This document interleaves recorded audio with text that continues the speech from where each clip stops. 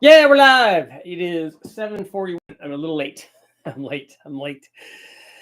But there's a lot to talk about tonight. There's lots of good stuff. First of all, so for the people that have been here a lot know me. I caught a snake today, so I was very excited. It was a tiny little ringneck snake, but I took the dogs out in the hills for the first time, for the new season, I guess. It's, March, April, it's springtime and the grass is long and it's still a little bit wet up there, but we've had, today was like 75 or something. So I said, well, I'm going to take them up there. We're going to run up the hill, run around up in the hills and stuff. And so we were running around up the trails and, I just had a feeling today. And, it's funny when I'm walking somewhere, particularly when I'm out looking for snakes, is I always think, okay, I'm going to go this way. And then when I do, I make sure that I go that way. If I tell myself I need to go this way, then I go that way. I listen to myself. I listen to who's ever telling me that. It's me, whoever it is telling me that, because invariably I go that way and something good happens. And I thought, it feels snaky today.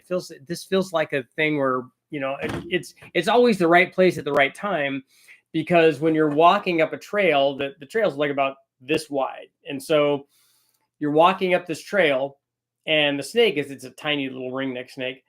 But you have to be walking up the trail at the exact time he's crossing the trail, because on either side of the trail, there's like 2 or 3 feet tall grass.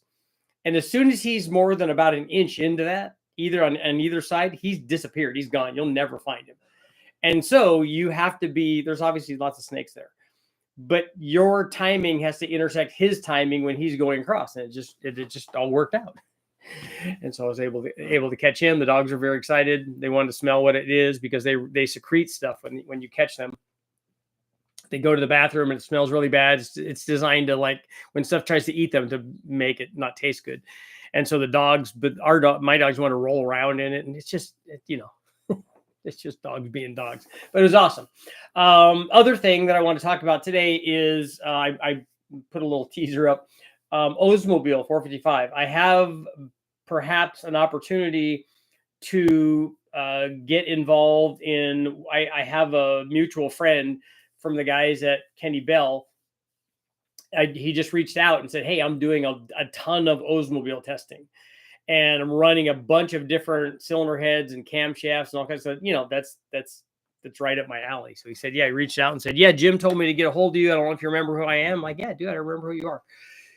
You're a tuner. You're awesome. And he said, but I'm running this 455 old stuff, and so I wanted to get your take on this. And it out somewhere. I'd like to do some Oldsmobile videos. This is an opportunity to be there and see a bunch of stuff, testing a bunch of different, because he's a test guy. So a bunch of different cylinder heads, a bunch of camshafts, intake manifolds. He's trying to make power. I'm assuming right now, I haven't talked to him exactly to know what all of them are, but I'm assuming he's running flat tappet cams, but we'll see. It might be hydraulic roller stuff. I don't know. Don't know a lot about the Oldsmobile stuff, having never run one, but I'm assuming it's like every other motor. It needs a low buck truck camshaft in it from Richard Older Performance.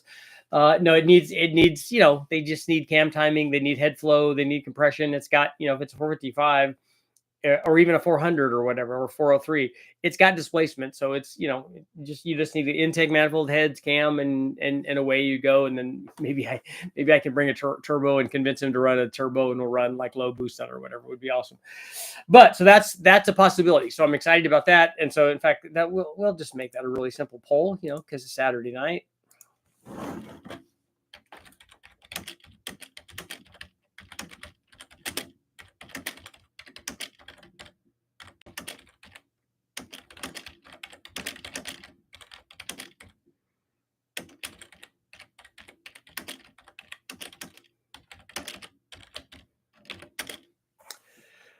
Okay, should I go take part in Ol's testing on the dyno?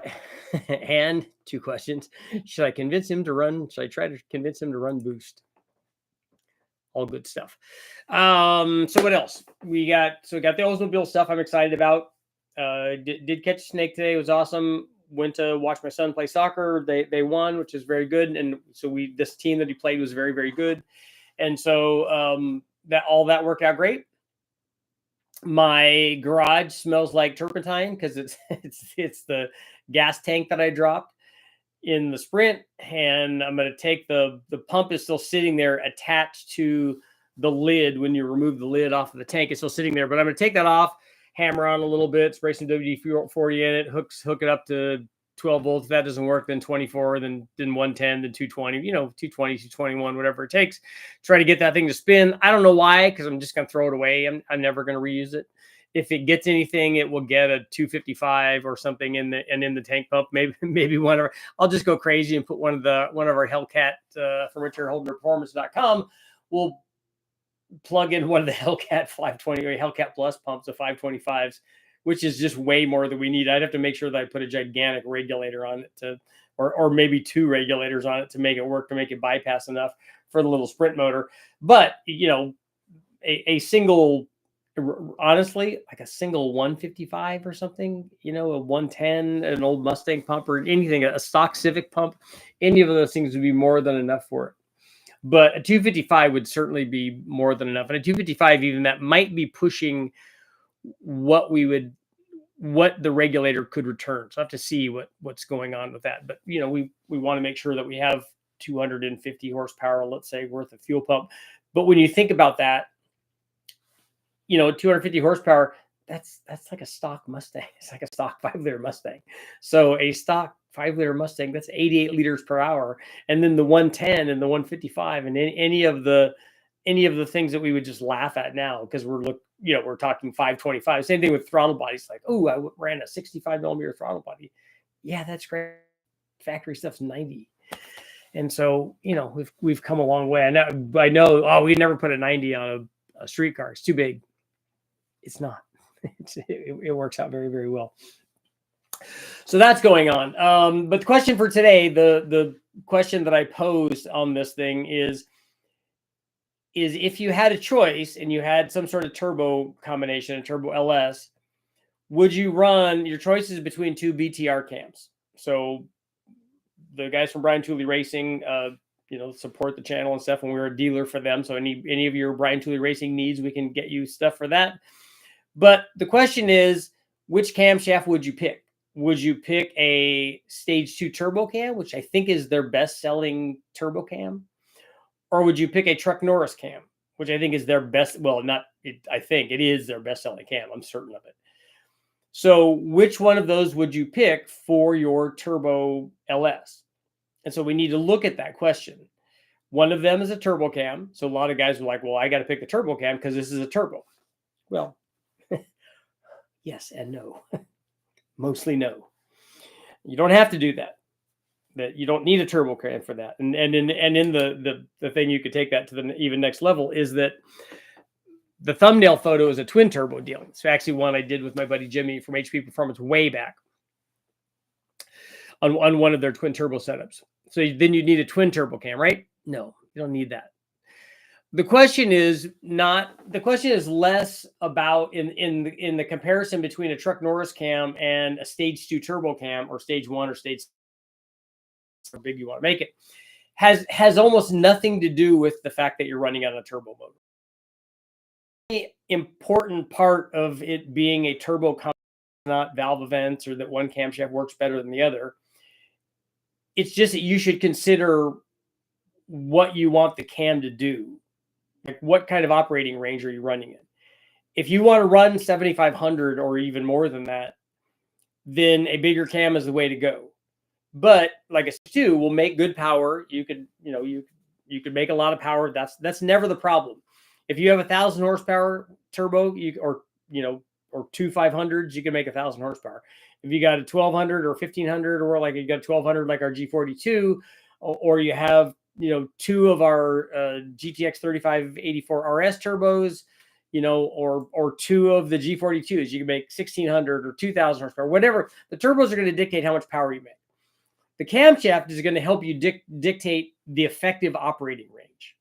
And here is where the consideration comes in with regard to turbo stuff. So I would never pick a stage 2 turbo cam for a street driven 4.8 or 5.3 or even a 6.0 turbo combination, because it's not necessary. You don't need to have stage 2 turbo cam power to make the power. The turbo will already do that. You don't have to worry about that. Like I said, the camshaft's going to help you dictate where you want to make that power. The turbo is just kind of along for the ride. If you have an engine that wants to run because it has a bigger camshaft in it and has a short runner intake manifold, maybe it's got ported heads, I don't know, just go crazy. Maybe it has all that, and you want to run it to 10,000 or 8,000 RPM, let's say. Yeah, then the bigger cam is going to be the way to go. But if you're going to do that, you're going to have to make some concessions, or at the very least, you're going to have to make some adjustments. The concessions would be you're not going to have good low speed power. That's not going to be part of the equation. That camshaft is too big. It's not going to work with a stock converter. None of that stuff is going to be a viable thing. But since you're trying to make power out in the racing RPM range, you should know that going in. That's not what you're trying to do. The way that guys get around that with turbo things that they would be racing with is they're not using it as a daily driver street car, for one thing, but they also do things like two steps, like gearing, like converters. You know, the stall speed of the converter, a good converter goes a long way toward making a really good race car. It's very, very important to get that right, along with your camshaft and then the turbo. So you're making boost through the whole range, all that stuff. It's, you know, guys that have got it worked out really do a good job. But that camshaft is going to want to be efficient in a different operating range. Regardless of what the turbo is, it's going to want to be effective in a different operating range, NA, compared to like the Truck Norris cam. The Truck Norris cam is going to be more effective at lower engine speeds. And when I say lower engine speeds, I mean it's still going to work at 7,000 RPM. It's going to be almost flat there. Might have fallen off a little bit depending on what intake manifold you use. But the nice thing that's going to happen is down at 2,000 or 2,500 or whatever, you're going to be making boost where you're not going to be doing that on the higher end kind of bigger cam sort of, you know, race only combination. It's not a problem if you have a 3,000 or 3,500 stall converter. That's not going to come into play because you're not doing that. But on a daily driver or some kind of street strip thing where the boost response would be important, you don't want to put that kind of camshaft in it. Because if you put 1,000 horsepower turbo in both of those, they're going to make 1,000 horsepower. Both of them are going to make that. One of them is just going to start doing it a lot earlier. The other one's going to do it a lot later at a higher engine speed. So which one of those two things do you want? Which one of those two things is going to be most effective in helping you achieve the goals that you want to achieve? Hey, I want to run 6s or 5s or 4s or whatever your thing is that you want to run in the 8th mile. In the quarter, that would be those would all be really fast. But whatever thing that you want to run in the 8th, I need converter. I need the RPM is obviously, that's all going to help me. That's great. That's what you should do. That's exactly what you should do. I just for this other thing, and then thinking that this other thing, like, okay, I'm using a low buck truck camshaft or a Truck Norris camshaft. That camshaft can't make power because it's little. No, it can make 1,000 or 1,200 with a 1,200 horsepower turbo or 13 or whatever. It can do all that. It's just going to start doing it a lot earlier. And then again, if you want to rev the motor and you want to drag race it and RPM is going to be your friend and gearing and converter and all that stuff, then you should choose a different camshaft accordingly.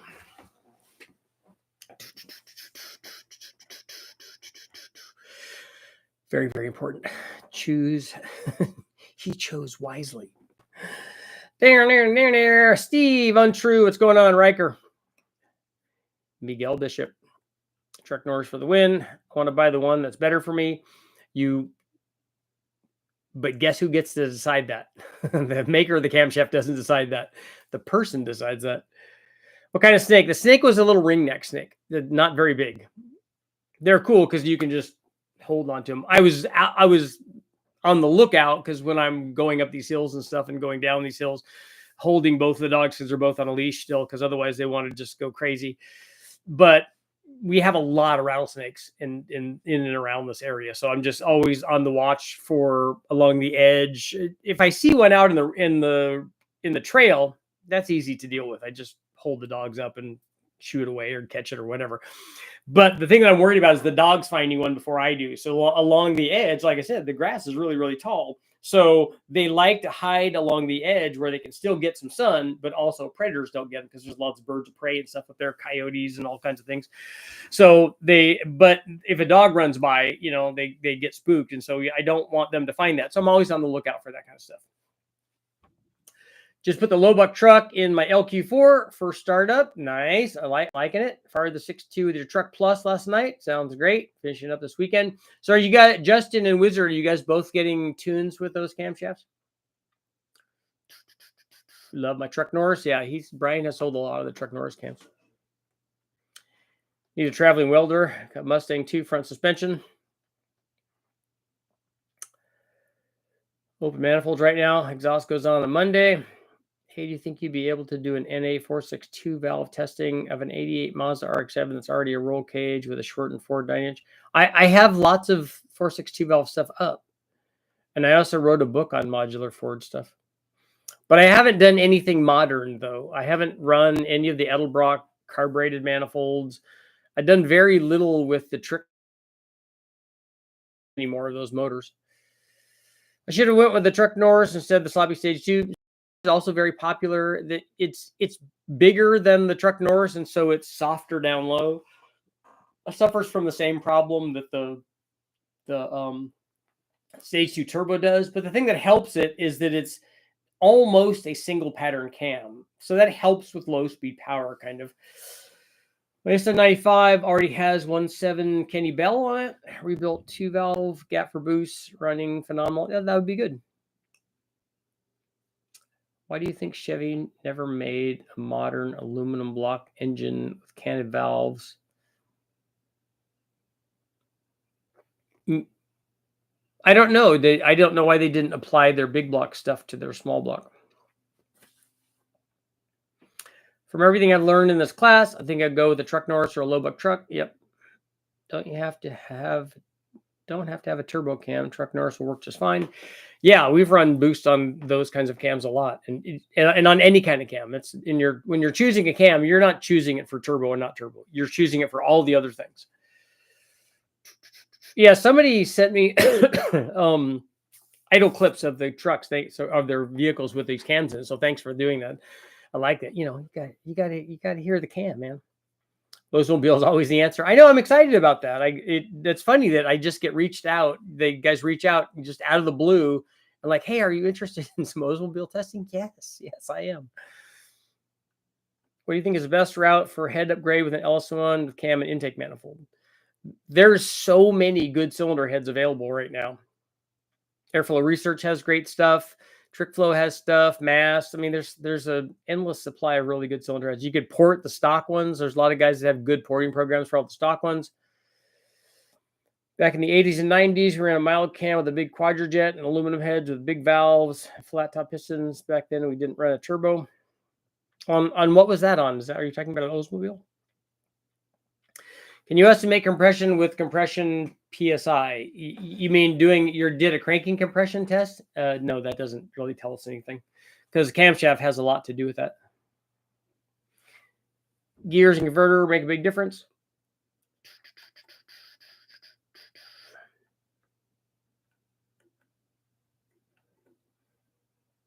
Oh, I'd love to turn 10,000 RPM. Sounds amazing, but then there's reliability. Yeah, that's the thing is, I want to run 8,000, 9,000, 10,000, whatever their magic number is. But it's got to be reliable. Oh, okay. Next thing after that is super expensive. So if you want both of those, you have to have that third thing. You have to have really, really big money to make that reliable. And even then, like if you see a cup motor that runs 500 miles or whatever at 9,000 or 9,500 RPM or whatever, discounting the yellow flag stuff. So that's pretty reliable, but that's not a motor you want to drive on the street. You can't have a daily driver kind of thing and have it do the 9,500 RPM stuff. That's not going to work. So how much on the truck Norris cam? How much what? Does the scenario change with a manual trans versus automatic as far as cam selection go? You would still choose it based on what your desired effective operating range is. The transmission's not is irrelevant there. Just bought my 2000 Sierra for my dad, similar to my 01 Sierra. OQ4, 480, cam and bolt-ons, as 373s and a 3000 stall versus the 456 and the 3800 stall in my 01. So the 456 and the 3800 should feel pretty sporty then compared to the 373s. Using a base tune in the Terminator, then we'll have it tuned.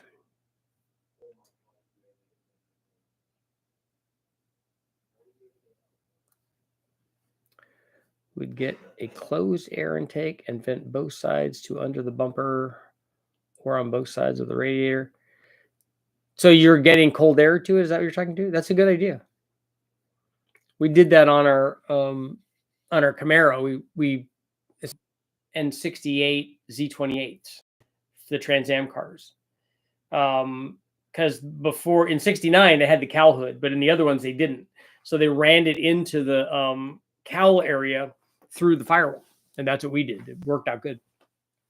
But we just used a junkyard in this Camaro, is a 77, I think. We just used a junkyard air cleaner. I cut a big hole in it, and then we found in the junkyard some of that corrugated tubing, and it just jammed it in there, and then put the other end to the cowl. Boom, homemade cowl induction. My two trucks dyno similar. Silverado with more gear and converter pulls so much harder. Yeah, it should be. It should. Have you guys raced those two? Question: does anyone make LS connecting rod squirters for the pistons? Would BTR make some? I don't know. I don't know if they have oil squirters on them. Just have a few things to type on my Silverado so I can start tuning. I built my own custom 10-inch digital touchscreen dash. Nice. First start today of my 9-liter big block Ford. I like that. What's 9 liters? Is that a 557 or something? I just ordered the low buck truck cam. Congratulations. You bought the best cam on the market. I'm second guessing I should have got the plus cam. I have 373 gears and 3200 stall. What's your opinion? Yeah, with the gearing, not so much, but certainly a stall converter, I think you could have got away with the bigger cam. Faster, better, cheaper, pick two. How much is it to buy a truck Norris cam? I think that they're around 400.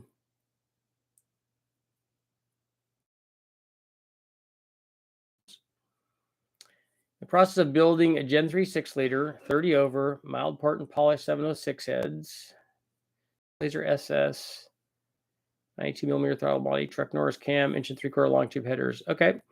Do you have, is it still a dish piston with the 706 heads?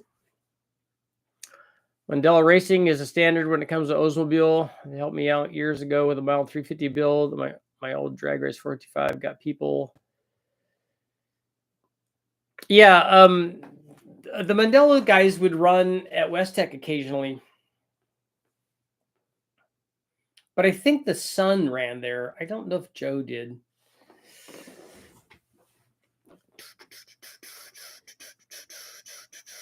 Richard, I'm shopping for 50-pound U.S. car injectors. What do you think is a good choice without breaking the bank?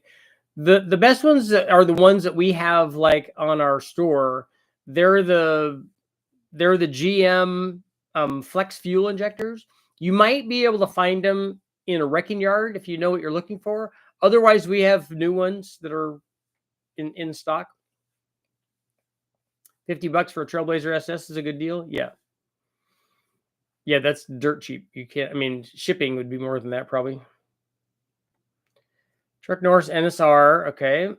5.7 or 5.3. No internal mods, just a cam, springs, larger intake, tube, headers.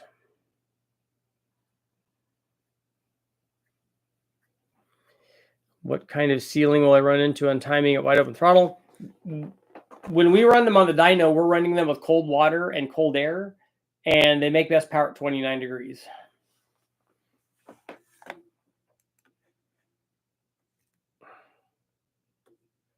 Silverado has been 1287. No numbers on the GMC. I hate to beat on. I bought it for a daily. 373s are so much nicer on the highway than 456s. Yeah, I bet. even with the really overdrive, that's a noticeable change. If I had to build my turbo Silverado over again, I just use the factory cam. The only benefit I see my truck Norris is the chop at idle. Well, there is a big difference in the power output at any given boost level. Like if you run 7 pounds with a stock cam and you run 7 pounds with a truck Norris cam, it's going to be more than 100 horsepower higher with the truck Norris cam. What Olds testing are you talking about? I had a gentleman reach out to me, said that he was doing a bunch of Oldsmobile testing, heads, cams, intake manifolds, and stuff. And so he wanted to know if I was interested. And so I told him I am. Boost for the win. Yep. So would you go with the plus cam instead of a low buck truck if you had a stall? Yeah, I like the low buck truck because it adds a bunch more low speed power.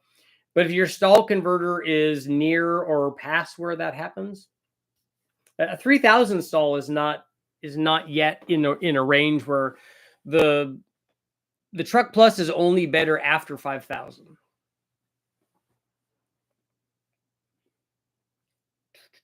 Although I may make a few in Mexico with the Draggy. The Draggies are very, very accurate.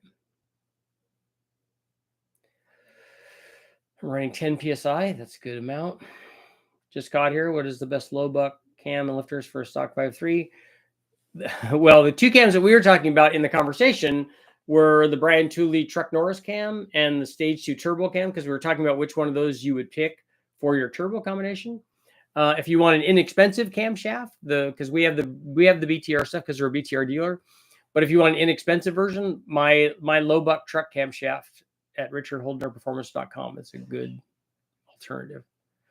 How much power can you make with a sloppy Stage 2 cam and turbo? You can make whatever size the turbo will supply. Cam has nothing to do with that. Is one of the better cams for turbo applications. Do you mean any camshaft that says BTR on it? Or do you mean something specific? The camshafts don't decide what kind of power the turbo makes. The turbo decides that. I just got a Truck Plus cam kit off the store. How's it compared to a Truck Norris? The Truck Plus is a bigger camshaft and makes more power than the Truck Norris does, but it doesn't make as much low-speed power. The difference in my two trucks other than gears and converters, heads and cam. Okay, so it's a different motor. 317s and XR 275, Chupacabra and 456s in the Silverado. So a whole bunch more low-speed power in the 456s. So you got gears and a low-speed cam. Wonder why you need a nitrous cam but not a nitrous converter. What's the best whole shot torque converter? I'm not a torque converter test guy. I wish, but there's a lot of good torque converter companies out there that do good stuff. 862s and Chupacabra.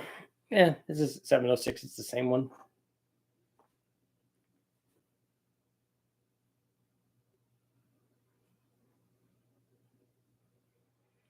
Truck Plus is going to 5.3 with the 7875. We also like the 202 Chevy heads, the Fuelie heads. Well, they're better than the 194s, so better than an 882 head. Is a 3000 stall enough for a Stage 2 BTR twin turbo cam? Is it in a 5.3? If it's a 5.3, yeah, it's not the cam I would pick.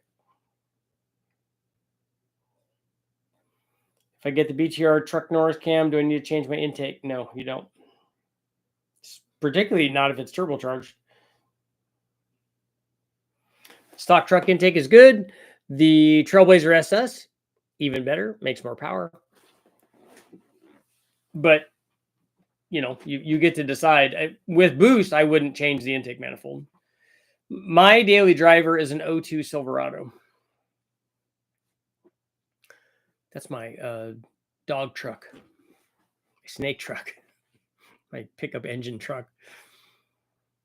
Like the Transmission Specialties triple disc 3000 stall 6L80 converter. Yeah, if you have something that works well, let people know about it. So 93% saying yes, I should go take part in Oldsmobile testing and also convince them to run boost. Mine even has my 4L60 even has a Corvette servo in it. Recipe for cool and fast, cheapest build, early 80s RX-7 body and a 5.3 aluminum motor paired with a manual transmission. Say a Toyota V6 two-wheel drive or AR5 seat, basically same bell housing, swap and a turbo. So that's what you're going to do?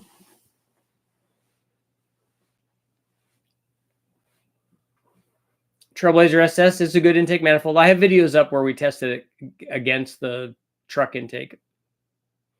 We tested it on I think we tested on a 6.0 and a 5.3. It's a good turbo to make 1,000 horsepower. Only want to make 800-ish, but want to be able to go bigger. What size motor is it, Trey? And the answer is the G42 that we have at richardholdnerperformance.com. You need to get an order in right away. We have a shipment coming in, and that shipment might already be all pre-sold. There might be G42s left. I think all of the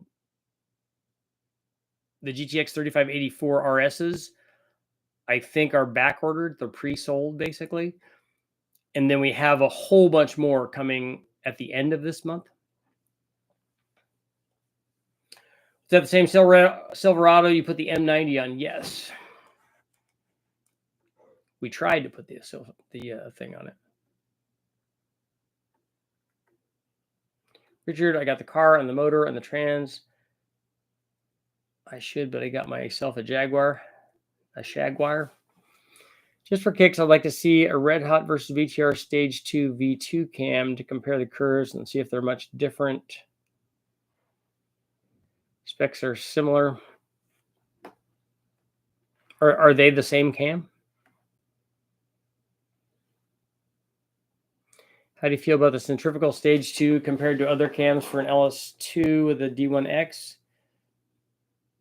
Again, I would pick the cam not because it's a centrifugal supercharged cam. I would pick the cam to do the other things that I wanted it to do.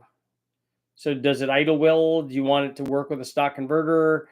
What RPM range do you want it to run in? All of that stuff.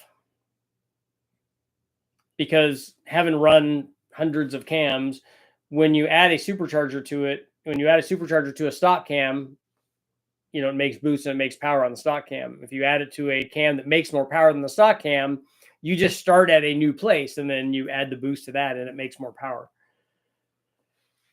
A good friend of mine has an 02 5.3 BTR truck Norris stock head, milled 20, cold air.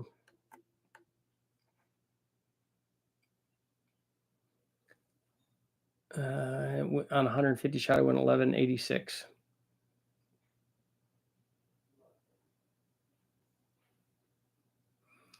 How much horsepower does a truck Norris cam give an NA application with ported H62 heads, 5.3 truck intake? What's the max RPM for stock timing chain?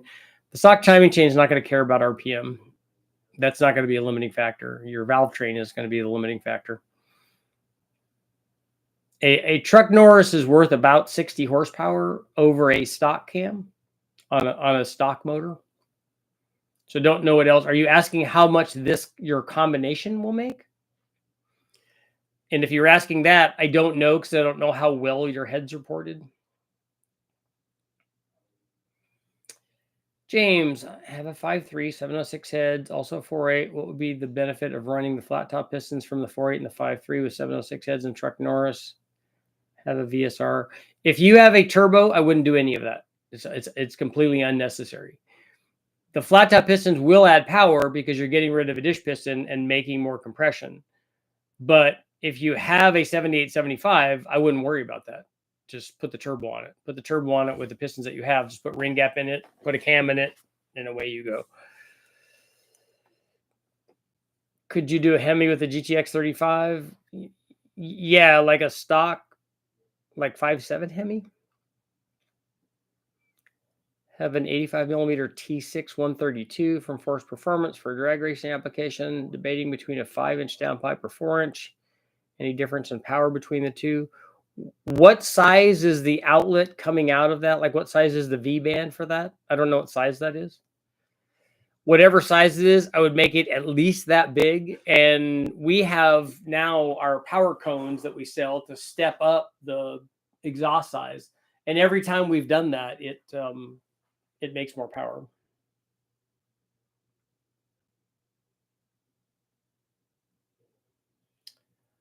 The Gen 4 aluminum 5.3 blocks weaker than iron ones? No. The 5.3 aluminum blocks can make a bajillion horsepower. Not any of the other aluminum blocks.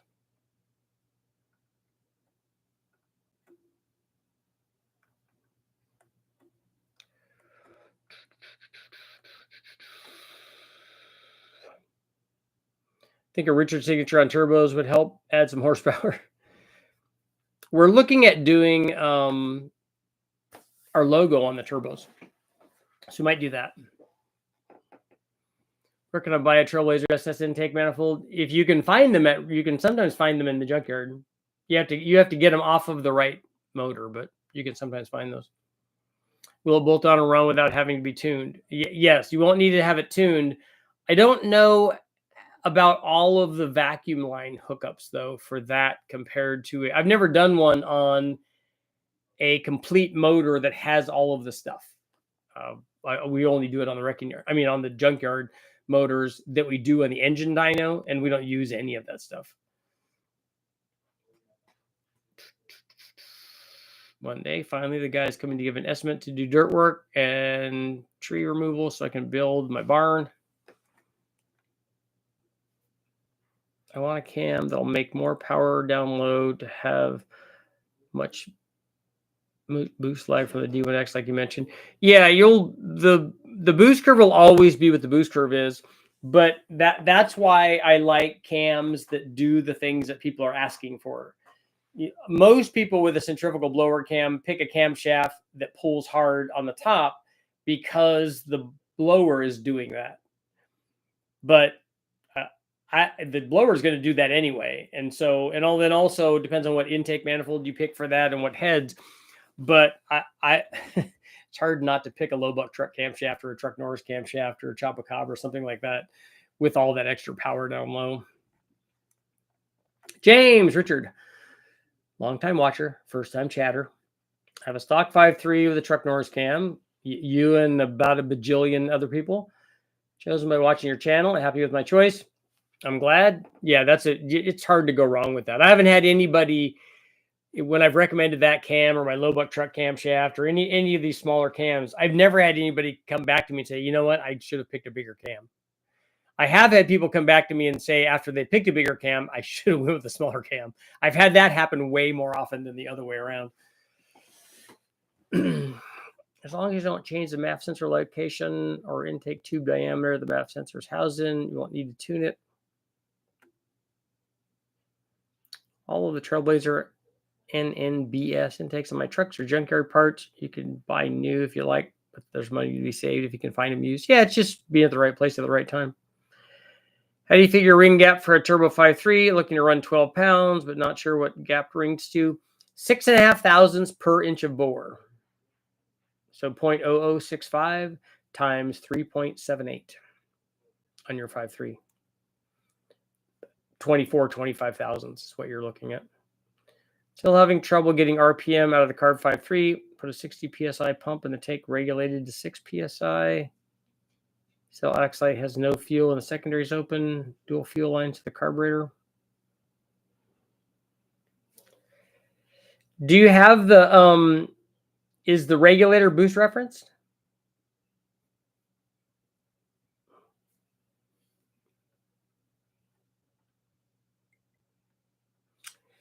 Get an X-Tool laser to engrave. Yeah, a laser engraving is one of the things that we're looking at, but we were thinking about having the housings cast with our names on them.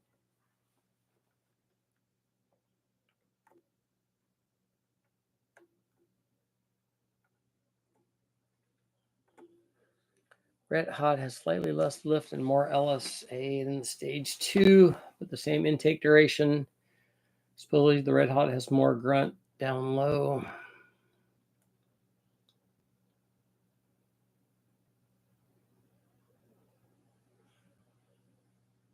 So if they have the same intake duration and the Red Hot has a wider LSA, I don't know how the Red Hot would make more low-speed power. I was an old junkyard mechanic, but put together stuff that ran good.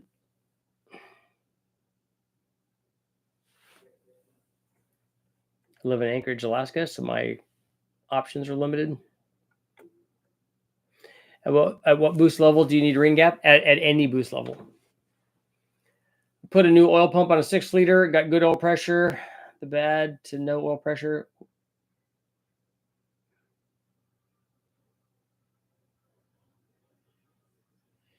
I thought you just said you got good oil pressure. Does that mean you have no oil pressure? If you put the oil pump in there, you probably did something wrong. So you have an O-ring problem with the pickup. You got something in the pump when you were doing it. It's got to be rusted out GMT 900s in Alaska. Laser engraving is cheap. What about keeping VVT? I have an extremely heavy vehicle. 6.2, currently stage 2 BTR turbo cam, T4 125, 7875. Yeah, you're not going to be able to keep VVT with that camshaft. And you're going to be limiting VVT anyway with a bigger camshaft because of the duration. So it just doesn't have the piston to valve to be able to swing that.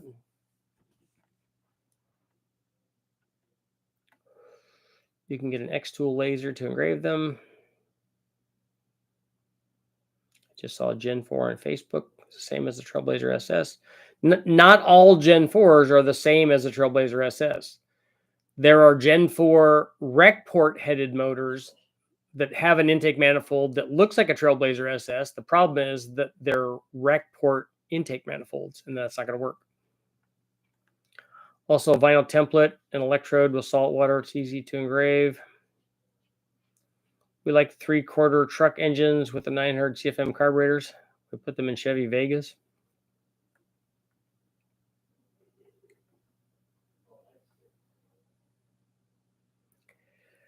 I saw a complete twin turbo on Amazon for $2,000. Is this a good deal?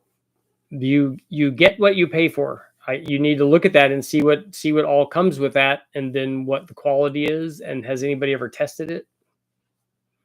Regulator's not boost reference, but I better look again. You have to have the boost. The regulator has to be boost referenced. You have to have and the reference for a carbureted application has to be from the hat above the carburetor. It can't be from the manifold. It needs to be, the boost reference needs to come. The fuel pressure needs to go up as soon as that hat sees boost. Otherwise, it doesn't work.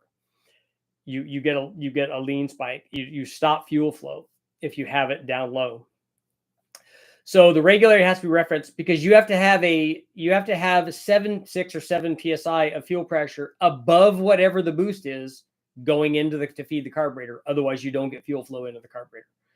7 psi of fuel pressure and 10 pounds of boost in the carburetor, the fuel will never get in there because it has a -3 delta. That doesn't work.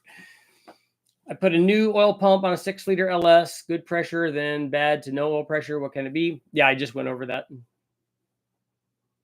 What oil pressure would you consider too low in the LS platform?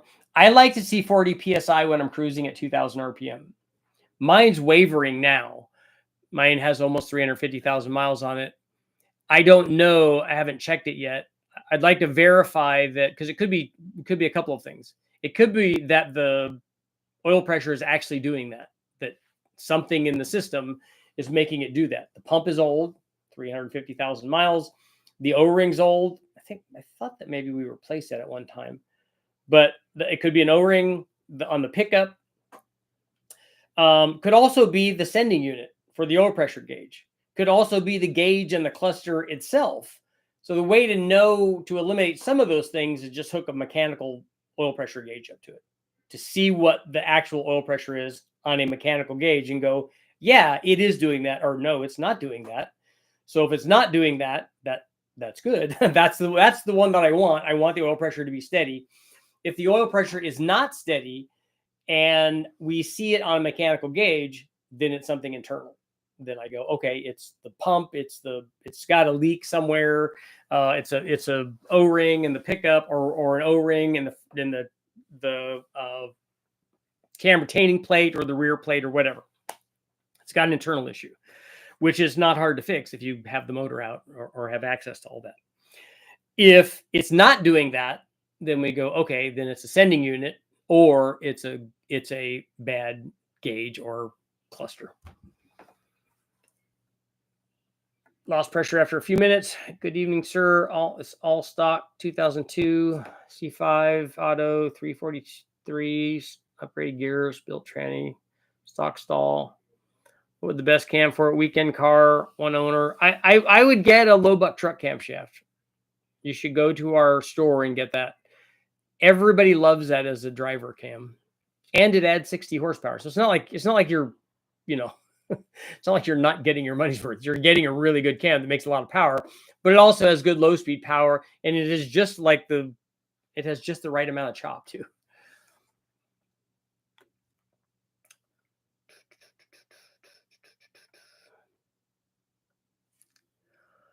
Old oil working Canada trucks could be found, I would think, for dirt cheap. Just picked up the low buck truck camshaft and spring kit for my Gen 4, the ring gap, CNC 862s, Vortec V2. What kind of gain should I be expecting? Compared to what? The cam itself, if you're asking, is worth about 60 horsepower over stock.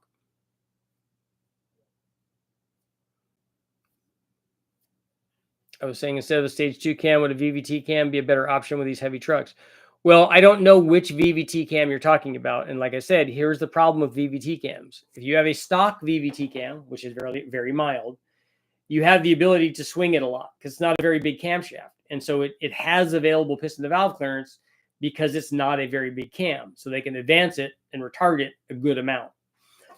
As you go up in the bigness of the cam, in the duration, basically, you limit the amount that you can advance and retard the camshaft. It no longer has that available piston to valve clearance. So you can't put a big cam in it and then advance it and make it a mild cam. You can't do that. You will always have some sort of trade-off. Once you get to a certain size cam, what they do is limit the amount of VVT action that you can apply. So they put limiters in that stop it. Okay, you can only go, instead of 10 or 20 or 50 degrees, you can only go 4 degrees. That's it. You can't advance it or retard it any more than that. And then on some of them, VVT eliminators, you cannot do that at all. And because the camshaft is just too big, you don't get to play with that. You get a fixed cam. I voted yes because I want to see the difference between an Oldsmobile and a Cadillac. Is it possible to bolt a square port intake onto a rec port head? If so, how does that affect power? I think that the manifold will physically bolt on because I think that the bolt holes are in the same spot, but it's going to leak and the ports are not going to line up. So you don't want to do that. If oil PSI is bouncing, could it be a bad cam bearing? I don't think that that's going to be it.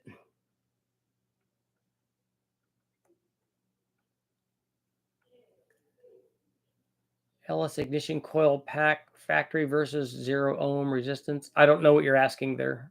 Is there a 0 ohm resistance other kind of coil that you're asking about?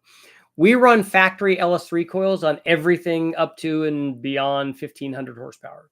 So I don't ever use aftermarket coils.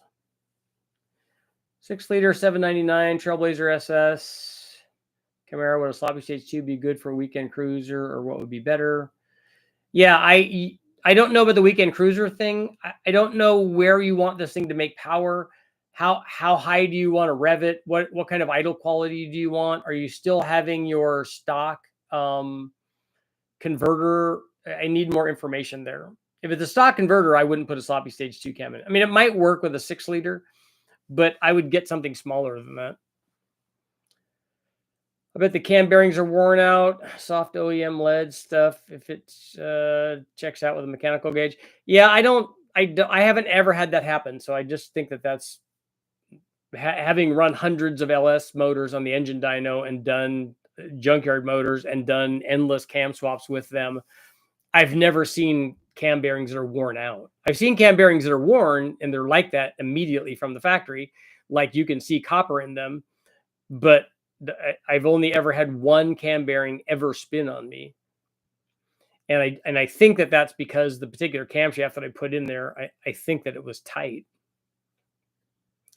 Do you say you're selling turbo exhaust pieces? We have cones that we're selling that you can weld to the V-band flanges that come with the turbos.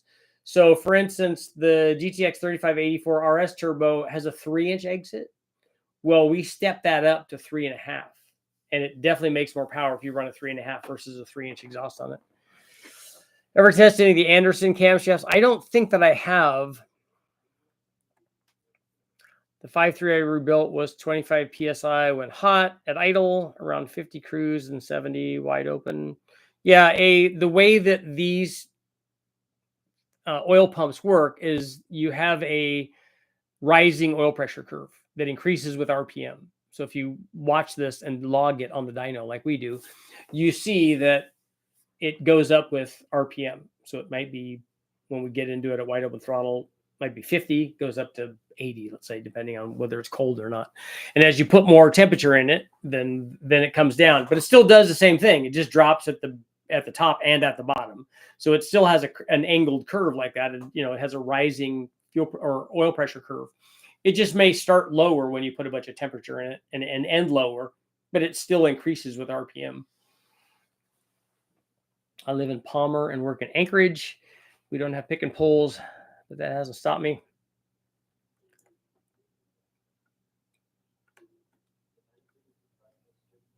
We would put a spring on the carb to close the back jets and take it off to race.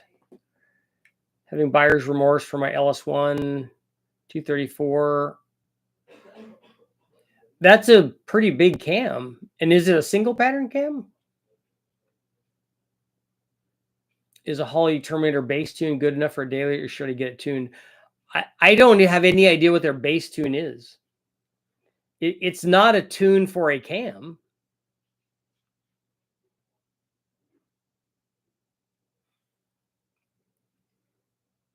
If you drove it around at part throttle and it's running under closed loop, probably would have no problems, but you're not going to do that. You're going to go to wide open throttle. And then you have a chance to break it if it has too much timing there or not enough fuel. All right, Arctic Thunder. Thanks. The engine has a knock after no oil pressure so badly. So probably the wrong O-ring. Just bought an 02 Silverado. Cam bearings. Yeah, I've not seen that happen. I know the joke that Matt has and has had forever is just don't even look at them. But obviously we look at them when we change cams, not because I'm thinking about testing them, because I'm just going, that's a lot of wear. Probably be okay. Probably be fine.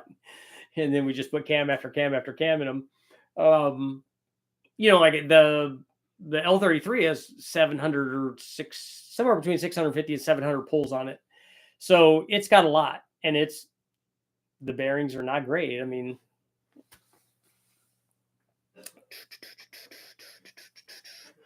O4 GTO manual trans AFR enforcer heads. That's good. Always tune them. It's a must. Yeah, I've never I could go drive it around and just cruise it back and forth to West Tech. Going up the hills might be a little bit trouble, but part throttle stuff, no problem at all. I could easily do that. If somebody said, "Look, you can't drive it like you can't be racing it around until you get it tuned. You can drive it, but nobody can do that." And most guys, when you tell them that, they don't even make the first turn out of the driveway, and they're just laying into it. You're like, okay, good. You don't want to spend the tune. You don't want to spend money on the tune. Now you get to spend money on a new motor because you just broke it. What's your recommendation for injectors on a boosted 5.3, 700 to 900 horsepower E85? You need the thousands then. That we have the FIC 1000s at our store, and get a big enough pump too. My machine shop just opened an account with Qualcast and gets a good deal on performance LS heads they call Qualfast. I can't find any reviews. Do you have any experience with them? No, I think that they're the ones that everybody's selling. That some, I think that they're offshore heads, That doesn't necessarily mean they're bad, but I don't know about the quality, and I also don't know about the flow rates on them. But somebody is actually making heads, new versions of 799, 243, 821s with those designations on them, because GM is no longer making those heads, I think. I think that's the story that I got. Had an old Caprice that had a 400 in it. I wrecked it, so I put it in my Chevy pickup. I bent the frame.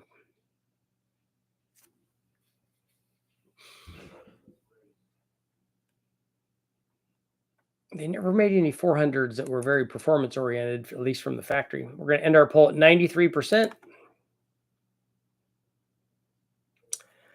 First build, 5.3 Gen 4, internal 706, poured and polished, sloppy stage 3 cam, ACES injection, 7875 turbo, methanol injection needed. Do you have an intercooler? And also, what transmission are you using for all that? And is it a drag race car? And if it's not a drag race car that you have a real high-speed stall converter in, can we talk you into a different camshaft? Front mounted intercooler. Okay, intercooler is a good idea. With an intercooler, you probably don't need the methanol injection unless you're trying to run it. Are you telling me you're trying to run it on pump gas now?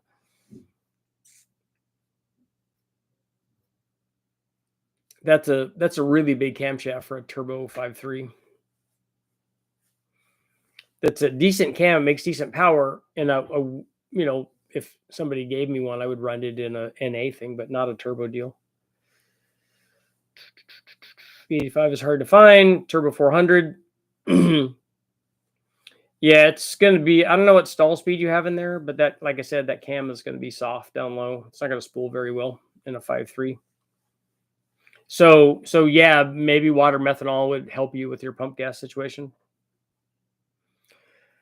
Why do high horsepower methanol cars not use intercoolers? Did they get enough cooling from? Yeah, they're getting the cooling from the fuel, and they know that they would get more power with an intercooler, but they don't want to add the weight. And so, because all of those guys are drag race guys, so they're calculating what the weight of the intercooler assembly is with the intercooler and the ice water and all that stuff that you need to make that run. And then they're figuring out how much drop in ET that has. And then they're figuring out running without it. So you got one more minute. So that's the trade-off for them. It's not a trade-off that you don't need an intercooler with methanol, because it would be better. I know on Mahovitz's deal, he ran methanol on his, and he ran an ice water intercooler on his drag race car. And they did that on the Ford GT that went 300 in the standing mile.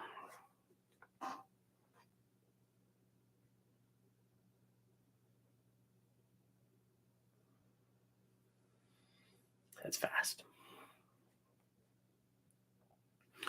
Yeah, you guys all have a good night. Saturday. Like to drag and drive, open to other cam suggestions. Yeah, Josh, I just think you'll be better off if you only have a 7875, you can make all of what that 7875 will do with a much smaller camshaft. So it'll be much more responsive, and it's not going to make any less power at the top. It's just going to make a lot more power in the beginning part of the curve.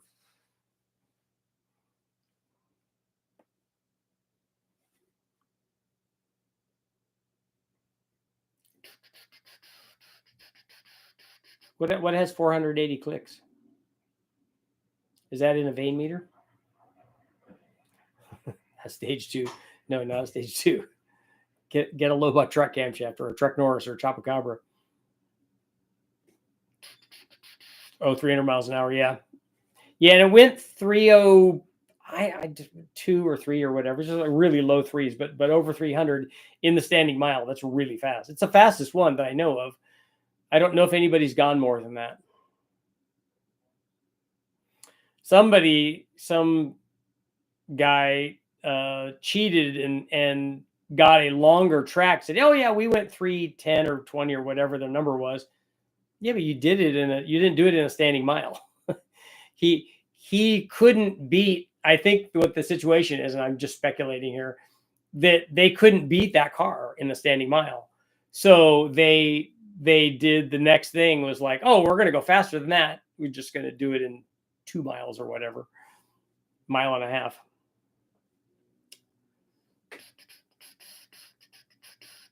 $234. $234 is a big cam. Stage 0, add turbo, cheap user EFI. Is that too much split? There's no split there. It's 234, 277 at 50. That's a really big split. What are you trying to achieve? Are aftermarket ignition coil packs better than OEM like Grand Tele Motorsports or MSD? Like I said, I don't know what you mean by better. We run 1500 horsepower on stock coils. As long as you have 4.5 milliseconds of dwell and you get 19 thousandths plug gap, the factory coils work great. Putting an aftermarket coil on there is going to do nothing. The only time an aftermarket coil is going to do anything is if you cure misfire, and we didn't have any misfire. Need to coat the skin of the Sprint with plasma. I'd rather just coat the skin of the Sprint with better paint. Somebody put I'm sure that this was a dealer thing, or some individual could have done this, but they put stripes on it, on the side of it, and they're terrible. Depending on the time, I kind of would like the car to look nice, so I might talk to some paint guy about painting it. The stripes are fast.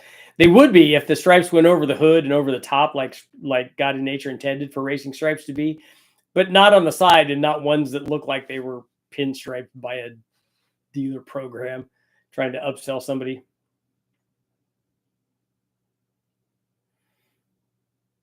Buff and polished in ceramic coat.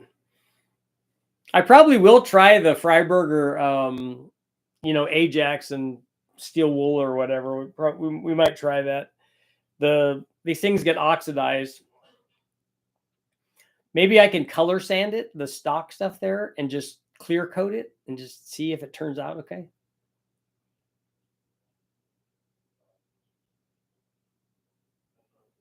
I remember trying to take off of on the Omni. I remember taking the oxidation off. We were using brake cleaner. Worked pretty good for a while, and then I think I got to the hardness of the paint, and then I think we work hard in the paint, and then it was like, we're not coming off anymore. So only about half of it worked. Keep it simple. Shiny's not faster most of the time. Yeah, but all of my life, all of these things that I've had, if not like now if you look at the Omni, that's like presentable. My truck, not presentable, but the Sprint could be, but it'd be the last of the things that would be on the list. The trophies behind me, these are all, one of them is a karting trophy. I think 2 of them are karting trophies. The 3 big ones are land speed record ones from Bonneville.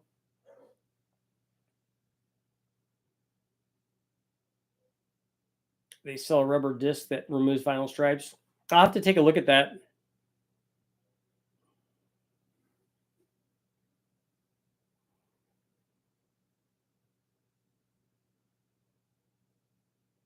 A car is a reflection of the owner. Yeah, I don't buy that. I think it's a reflection of the owner's time.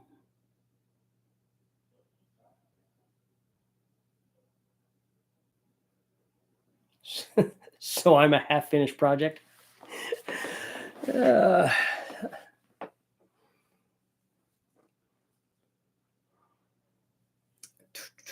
you heard of 2-stroke stuffing? I don't know what that is. Good linkage for the Speedmaster ITBs? I don't know.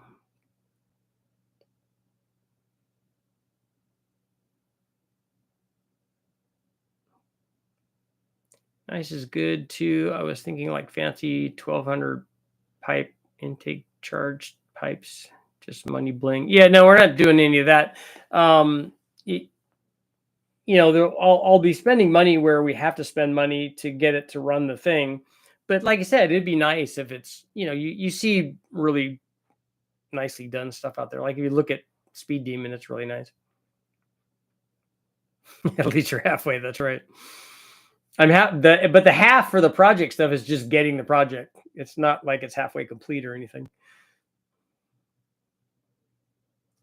2-stroke stuffing is trying to land speed at 50cc nitro 2-stroke. No, that would be cool. I like those. Like I'd like to try to do a 2-stroke Honda Spree, or a Spree or something like that.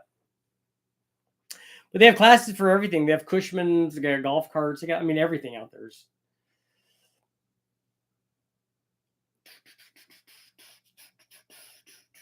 Yeah, and I need to get rid of my storage, the stuff that I have in my storage areas. I need to clean this stuff out. Thank you for effectively ruining the 706 head market in Ohio. Are people really wanting those? I've been talking about 706 heads for 20 years now. Someone near me is selling one of those Wayne's World hatch cars on Marketplace. It would be funny to make something like that. Do you mean the Pacer that he had? The Garthmobile? 100-mile-an-hour golf carts. Oregon State got a record last year with a 50cc motorcycle. There was a kid out there that we all pitched in to help because we wanted him to race. He had a Whizzer, and he's having trouble getting it through tech and getting it running and stuff. And so we're like, dude, and it was his grandfather's bike, because he was the grandfather, I think, was, if the story goes right, I think the grandfather was the original owner of the bike. And his grandfather, I think, passed away. And then so he got this bike and he's like, I want to run this. We're like, oh, dude, even if you're just making this story up, it's a good story. So we want to be part of this. So everybody pitched in to make sure that he got to run. And he got to run the thing about it. It was cool. Oh, a Gremlin is also cool, yeah. I think the Mirthmobile was a Pacer, but Gremlins are also cool. I always wanted a guy brought a Pacer out to the Silver State one of the years, and we're like, oh, that's just so ugly. That's so awesome. it's both of those things. And I think that his was a 6-cylinder Pacer. I think it was an original 6-cylinder car, which, it's even more awesomer. Shaped like a baseball cap. Yeah, it does. It does look a lot like that. And I remember a guy that I played baseball with had a 5-liter Gremlin with factory traction bars on and stuff. I'm like, God, why does that car have traction bars on it?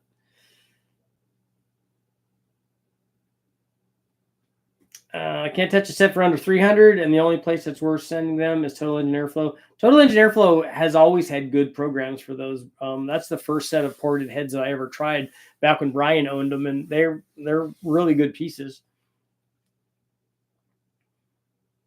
I might be doing some fancy stuff with that kind of head coming up here. I still want a Yugo. Yep. I worked when I was young, worked at a Hyundai dealership, and we used to sell the Hyundai Excels, the little 4-speed ones. That was the loss leader car. But across the street, they had a Yugo dealer that was selling the Yugos even cheaper. But I think you were getting your money's worth, because at least the Hyundai had a Mitsubishi engine in it, so it was a good piece. I had a buddy in Costa Mesa. I used to live in Costa Mesa with a 2J Gremlin. Oh, cool.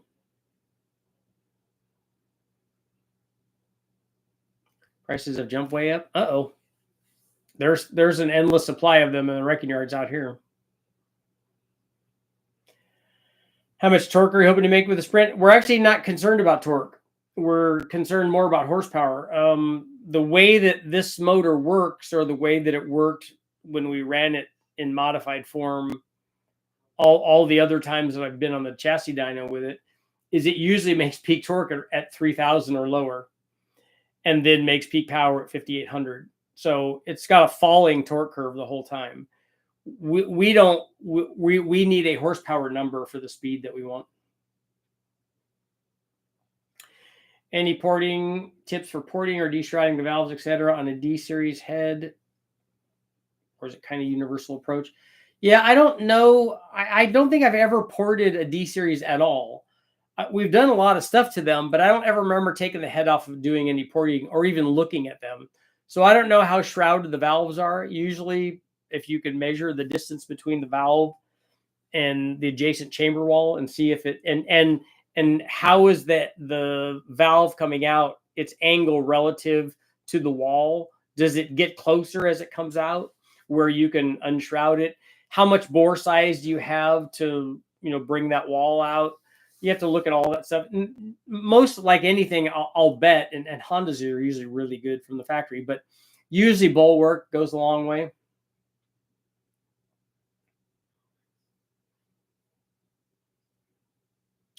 I was looking forward to it.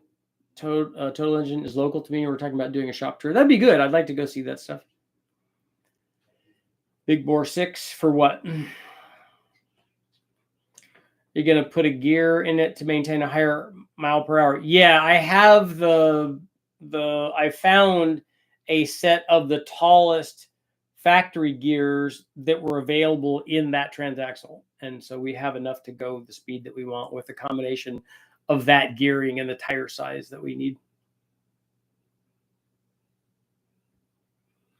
Low buck truck cam on order. Nice. Thumbs up. Stock that a smaller carb, so I swapped a Weber onto it. The Yugo 4-banger had what? They have a colorful history.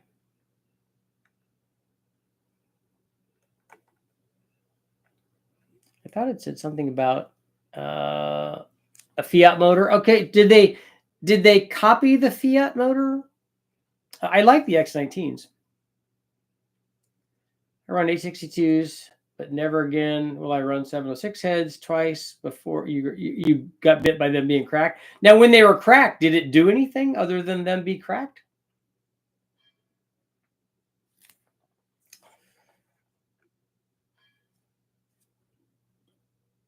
Good set used to be cheap, was better than 243. How bad did the cracks look on the 706 heads? I've seen the cracks go from across the intake to the exhaust, but we ran them anyway. My 1-liter NA engine makes 83 foot-pounds of torque. Peak power is at 1300. That's a like a bike engine then? Do you gain speed as horsepower goes down? Why or why not? Well, if you're talking about what we were talking about, the torque curve is falling, but a falling torque curve still has a rising horsepower curve. So I'm going to adjust that so that we don't make peak power at 5,800 or 5,700. We'll make peak power closer to 6,500, which is where I want to run that motor. And then we'll make a lot more power. So we'll make more than, the goal is to make more than twice what I have in the past. They had a Fiat motor. Okay. I like the X19s. The shape. And then the TR7s look like that too. And the TR8s had the V8 in them. 1.3 liter, yep.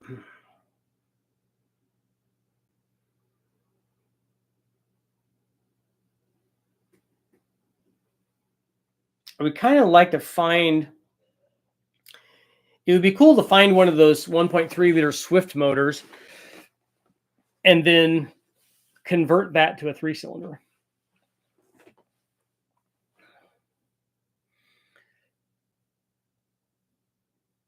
Although I'm wondering, rather than cut the head and then make the double overhead cams work, I'm wondering if it wouldn't be better to take one of the pistons out.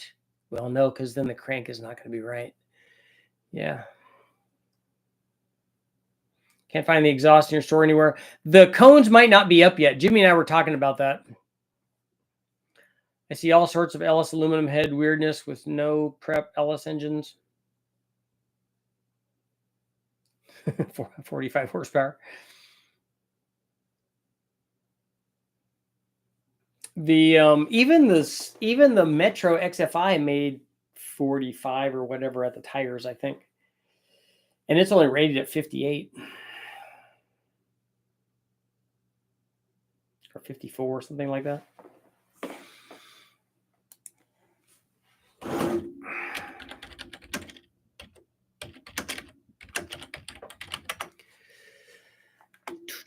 $49 horsepower. Okay. Yeah, and it made 40 something at the tire. Oh, so the regular 1 liter was rated at 55, I think. 55 or 58.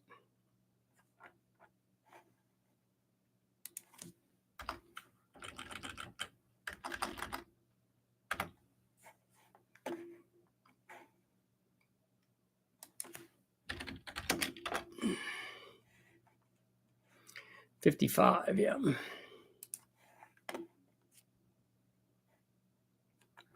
And on that note, it's time to go. Thank you guys all for showing up. And obviously that's a yes on the Oldsmobile. So when I talk to them, I'll tell them, yeah, we could do that. Okay, GTA, yours will be the last one. Is it true all or most 01 to 04 C557 base have the upgraded L6 intake manifold? If so, to upgrade to 799 heads top with a low butt truck cam and GM 70 millimeter gold blade? Yes, you can. I don't know when it started, but after they introduced the LS6, I think after that, everybody else got that intake manifold. Increase intake runner length. We're not doing that on the sprint motor. We're going to have a shorter intake runner length. Have a 1988 Dodge Turbo 2.2. How to get it unstuck. If the motor is seized up, you got to spray stuff into the combustion chambers to see if it's got, you got to look in there and see if it's got rust. And you got to figure out what's holding it. So if it's got rust in the cylinders, trying to force it, not a good idea. You got to take it apart to do that. Sometimes you can unstick them, but then if it's too much stuff, then it's not good to run it. But yeah, what we do is take the plugs out, spray a bunch of stuff in there. You can put transmission fluid, you can put oil, you can put WD-40, you can put all kinds of stuff in there to try to get the stuff to break free, and then try to rock it back and forth in both directions. See if that works. Make sure there's not something else. Make sure a piston's not hitting a valve or something like that, because that could be problematic. But thank you very much for your support, and I will see you guys all tomorrow.